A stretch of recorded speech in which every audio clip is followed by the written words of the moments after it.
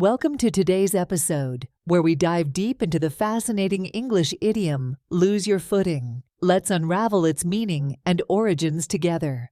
The phrase, lose your footing, literally refers to slipping or stumbling while standing or moving. It's a vivid metaphor used extensively in English. Historically, this idiom has its roots in the physical act of losing stability on a slippery surface.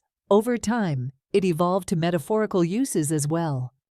In the broader sense, to lose your footing means to lose one's stability or confidence in a situation. It extends well beyond physical scenarios.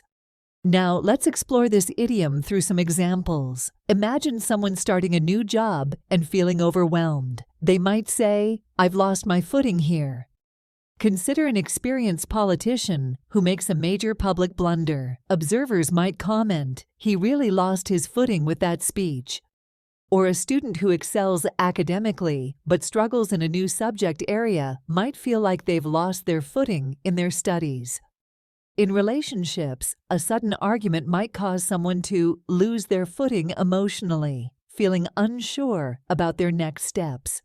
Lastly, in financial contexts, a bad investment decision could lead one to lose their footing in their financial planning and stability. Understanding idioms like lose your footing enriches our comprehension of language, portraying complex ideas in simple, relatable terms. Thanks for tuning in.